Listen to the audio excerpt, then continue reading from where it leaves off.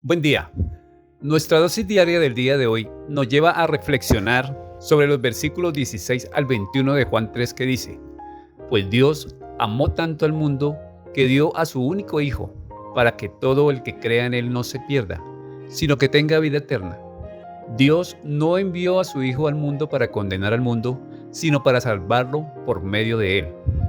No hay condenación para todo el que cree en Él, pero todo el que no cree en Él ya ha sido condenado por no haber creído en el único Hijo de Dios.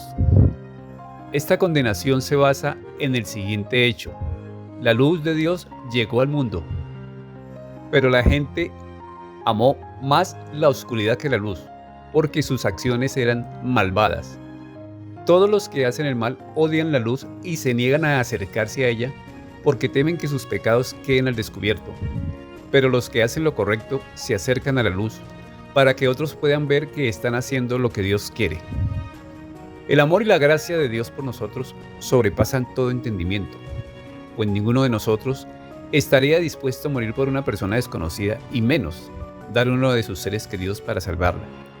La declaración de estos versículos expresan concisamente estas tres verdades: el carácter universal del amor de Dios, su naturaleza de sacrificio y su propósito eterno. La palabra mundo se usa en el sentido habitual en este evangelio de un lugar necesitado de la gracia salvadora de Dios. Esto explica por qué Jesús vino a salvar y no a condenar. El hecho es que el mundo ya estaba en un estado de condenación, aunque eso se acentuó por la falta de fe en el Hijo de Dios.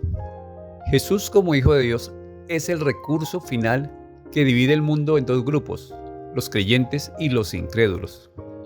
Los creyentes, transformados por el amor de Dios, se preocupan por obedecer la palabra de Dios, haciéndose discípulos.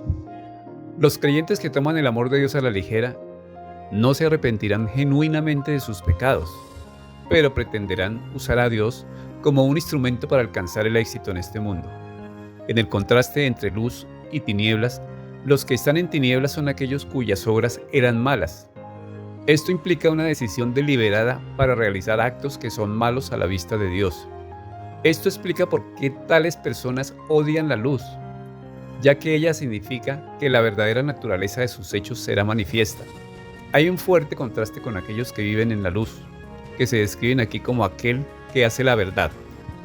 Su propósito es completamente diferente, porque quieren que sus acciones se vean claramente a fin de que la obra de Dios en ellos sea manifiesta. Muchos pretenden comprar la salvación haciendo buenas obras o enfocando sus vidas en una religión o creencia. El apóstol Pablo, en su epístola a los Efesios capítulo 2 y versículo 1 al 10 dicen: antes ustedes estaban muertos a causa de su desobediencia y sus muchos pecados. Vivían en pecado igual que el resto de la gente, obedeciendo al diablo, el líder de los poderes del mundo invisible, quien es el espíritu que actúa en el corazón de los que se niegan a obedecer a Dios. Todos vivíamos así en el pasado, siguiendo los deseos de nuestras pasiones y la inclinación de nuestra naturaleza pecaminosa.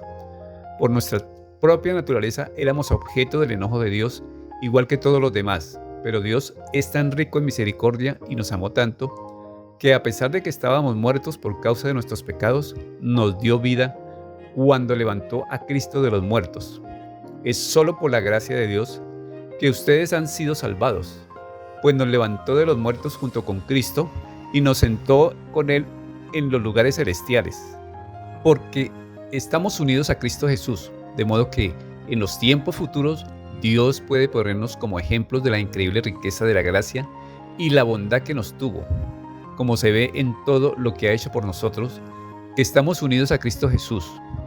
Dios los salvó por su gracia cuando creyeron. Ustedes no tienen ningún mérito en eso, es un regalo de Dios. La salvación no es un premio por las cosas buenas que hayamos hecho, así que ninguno de nosotros puede jactarse de ser salvo, pues somos la obra maestra de Dios. Él nos creó de nuevo en Cristo Jesús, a fin de que hagamos las cosas buenas que preparó para nosotros tiempo atrás. Así que, examina tu relación con Jesucristo, pues solo Él es el camino y la verdad y la vida, y nadie viene al Padre sino por Él. Bendiciones.